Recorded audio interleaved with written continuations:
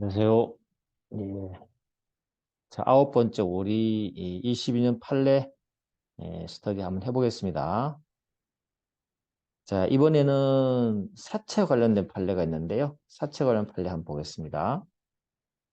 신주 인수권부 사채 발행의 무효의소에 대해서 예, 이미 뭐 무효소와 관련해서 내용이 많이 나와 있지만 신주 인수권부 사채잖아요. 그죠? 새로운 주식을 인수하는 그런 사채 발행이다 보니까 신주로 인수되었을 때 문제하고 그냥 사채로 있을 때 신주 인수급은 사채니까 사채로 있을 때하고 만약에 신주 인수권을 행사해서 그죠? 주식을 발행받을 때 이 문제가 나타날 수 있겠네. 그죠? 사채일 때와 새로운 신주가 발행됐을 때에 여기에 어떤 그 하자를 다투는 때 어떻게 다툴 것이냐. 이 부분을 이번에 판례가 나름 정리를 잘 해준 거예요. 그래서 한번 기억을 해두는 게 좋을 것 같습니다. 일단 쟁점은 뭐 사안은 그런 거고 더 사안을 살필 필요는 없을 것 같고요. 신주 인수권부 사채. 신주 인수권부 사채는 사채지만 나중에 회사가 신주를 발행할 때 그 신주를 발행받을 수 있는 권리가 첨부된 사채가 바로 신주 인수권부 사채죠. 이걸 발행받았단 말이죠. 그럼 일단 신주인수급 사채 발행의 경우에도 우리 앞쪽에서 나오는 신주 발행 무효의소에 관한 상법 429조가 유추정될 건가? 된다고 봤어요. 알겠죠? 왜냐하면 신주 발행이나 사채 발행이나 거의 동일하기 때문에 신주 발행 무효의소에 관한 걸 정해서 사채 발행의 무효의소로 전환할 수 있습니다. 유추정할 수 있어요. 그게 판례의 일관된 입장입니다. 두 번째는 신주인수급 사채 발행으로부터 6개월 내에 신주인수급 사채 발행 무효소가 제기되지 않거나 6개월 내에 제기된 소가 적극적 당사자의 패소로 확정되어 버렸다.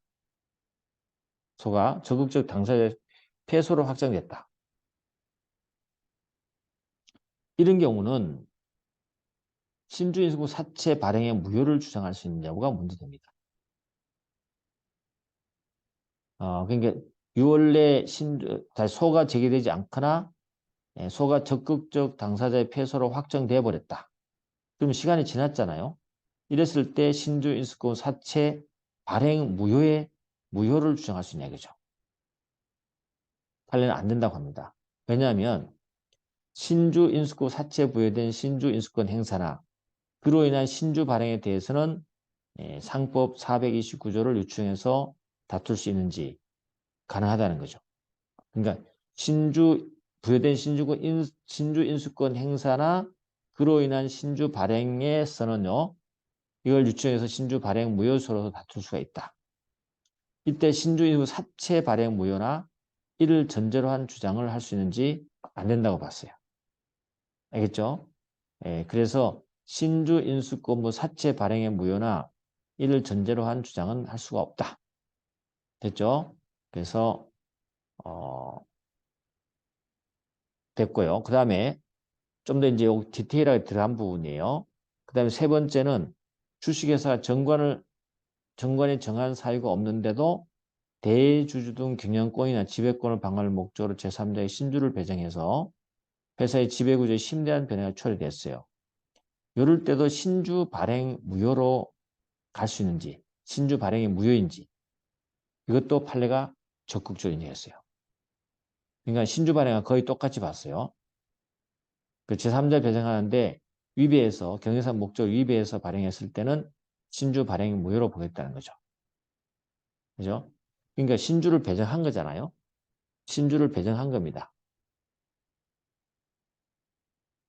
이러한 법리는 어디까지 가냐면 원래 요거는 당연히 원래 신주 발행했을 때 하는 거 맞는데 이러한 법리가 신주 인수급 사채를 제3자에 발행할 때도 마찬가지로 적용될 것인지 적용된다는 거죠.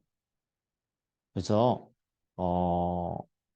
방할 목적으로 다시 말해서 지배권 경영권이나 지배권을 방할 목적으로 제3자의 신주를 발행했다. 그죠? 했을 때는 신주 발행 무효소로 갈 수 있고요. 요거는 신주 인수권부 사채를 제3자에 발행할 때도 마찬가지로 이렇게 적용하겠다는 게 판례 입장이에요. 그래서 상당히 중요한 내용이 포함되어 있고 여러분이 어렵게 느껴질 수 있으니까 잘 보셔야 되겠다. 자, 그 다음에 네 번째 가보면 대주주 등의 경영권이나 지배권을 방어할 목적으로 제3자 신주 인수권을 그 사채를 발행할 때 발행일로부터 6개월 내에 신주 인수권 사채 발행의 무효소로서 다툴 수 있습니까? 적용한다 그랬잖아. 그죠?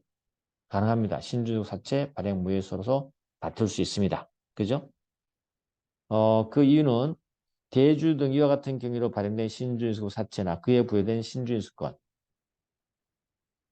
양수한 다음 신주인수권 사채 발행일로부터 6개월이 지난 후 신주인수권을 행사해서 신주를 취득한 경우 그러니까 신주인수권 사채 발행일로부터 6개월이 지났어요. 그러고 난 다음에 신주인수권을 행사해서 신주를 취득했어요. 이럴 때는 어떻게 한다고요? 이럴 때는 신주 발행 무효소로서 신주 발행 자체의 무효를 주장할 수 있느냐? 가능합니다. 알겠죠? 이런 경우에 제소기간의 기산점은 왜 그렇습니까? 순수한 신주 발행 무효소로 왔기 때문에 언제부터? 신주 발행일로부터 기산점을 잡는다는 거죠. 알겠죠? 예, 그렇게 해서 하겠다. 그래서 여기는 신주인수권 사채 발행일로부터 6개월 지난 후에 이 신주인수권 사채를 행사를 해서 뭘 받았어요? 신주를 이미 발행받은 거죠. 신주 발행. 고 신주 발행. 사채일 때 하고 이렇게 사채일 때 하고 신주 사채에 의해서 신주를 발행받았잖아요. 그죠? 이럴 때 요 신주 할 때 요 부분에 대해서 신주 발행 무효소로 제기할 수 있느냐? 가능하다. 그러면 요때 제소 기간점 언제? 신주 발행한 날로부터 기산한다. 요거예요. 이해됐죠? 그래서 여러분들이 신주인수권 사채를 이해해야 되고요. 신주인수권 사채에 의해서 신주를 발행할 때 신주를 인수할 수 있다는 거. 그 내용을 머릿속 구조가 나와야 되겠죠. 자, 가보시면 429조.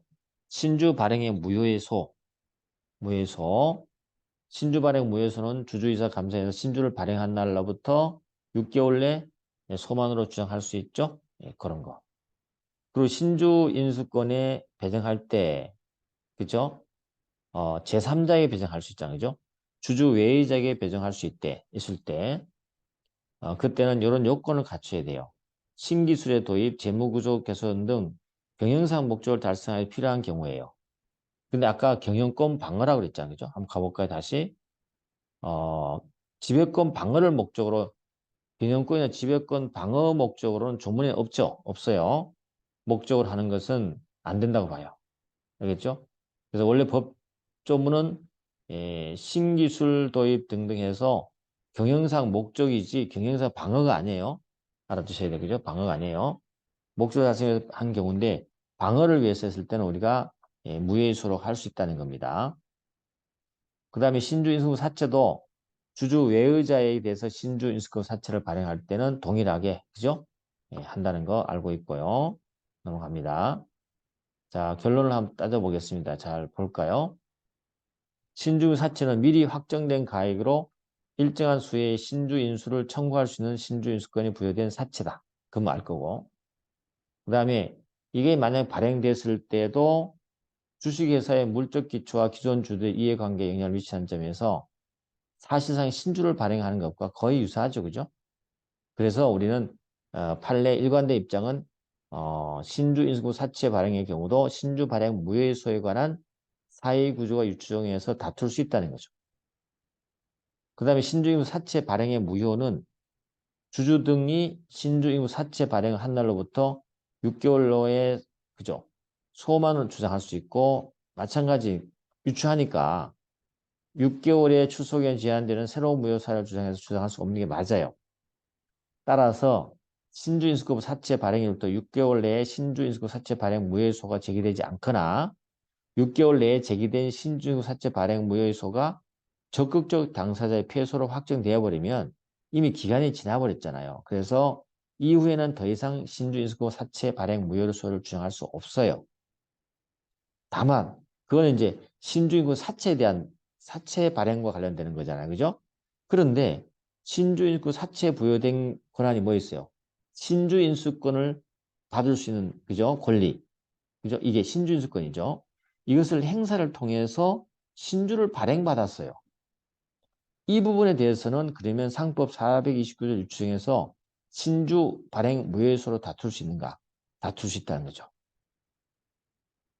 알겠죠? 예, 그래서 신주 발행 무효의 신주 인수권 사채 발행은요. 사채 발행 무효에서는 이미 신주 인수권 사채가 발행하면서 6개월 지났기 때문에 안 되지만 안 되잖아요. 안 되지만 이 신주 사채에 포함된 신주 인수권 행사를 통해서 새로운 신주를 받게 되면 그때는 어때요? 신주 발행 무효에서 다툼된다는 거죠. 알겠죠? 물론 이때도 특별한 사정이 없는 신주 인수권 행사나 그에 따른 신주 발행의 고유한 무효 사유만 주장할 수 있는 거야. 앞쪽에 사채와 관련되는 걸 연계시킬 수 없어요. 그럽니다. 그래서 신주 사채 발행이 무효이라거나 그를 전제로 한 주장은 안 되고 신주 인수권 행사에 의해서 새로 신주 발행됐기 때문에 그 진짜 신주 발행한 거잖아요. 거기에 하자 있는 것만 신주 발행 무효수로 원래 신주 발행 무효수로 다툴 수 있다는 뜻입니다. 하여튼 그동안에 이런 게 없었는데 이게 판례가 나온 거니까 알아두셔야 되고요. 그 다음에 뭐 두 번째 418조 1항 2항 원칙적 기존 주주에 배정하되 정관에 정한 경우에만 제3자에 배정할 수 있고 경영상 목적을 요구하잖아. 그죠? 이렇게. 그렇기 때문에 이렇게 경영상 목적이 아니고 경영권이나 지배권 방어라는 목적을 달성하기 위해서 제3자의 신주를 배정하는 것은 우리가 뭐라고 봤어요? 신주 발행은 무효로 봤어요. 그래서 신주 발행 무효수로 할 수 있어요. 근데 요거는 원래 나온 근거 당연히 법에 있는 내용이고 그럼 이러한 법리를 신주 인수권의 사채를 제3자에 발행할 때도 사채 자체를 어때요? 경영권이나 지배권 방어라는 목적을 달성해서 발행했을 때도 그럼 동일하게 여기도 신주의 사채 발행 무효소를 제기할 수 있느냐? 하려면 어떻게 한다? 있다는 거죠. 이해됐죠? 그렇게까지 나왔고 그 다음에 이제 세 번째는 신주 인수급은 사채의 경우에 경영상 목적 없이 경영권이나 지배권 방어 목적으로 발행되었다 하더라도 그 자체로는 기존 주주의 신주 인수권을 침해하지 않고 대주주 등이 양수한 신주 인수권을 행사해서 신주를 취득함으로써 비로소 기존 신주 인수권이 침해된다는 거죠. 그러니까 무슨 말이냐면 경영권이나 지배권 방어 목적으로 신주 인수권 사채를 발행했다 합시다. 그 자체로는 어때요? 기존 주주의 신주 인수권 침해하나요? 안 하죠. 왜? 아직 신주가 발행된 적이 없잖아요. 아직 사채만 발행된 거예요. 그럼 언제 기존 주주의 신주 인수권 침해하느냐면 이 사채에 근거해서 신주 인수권을 행사해서 신주를 취득하잖아요. 그죠?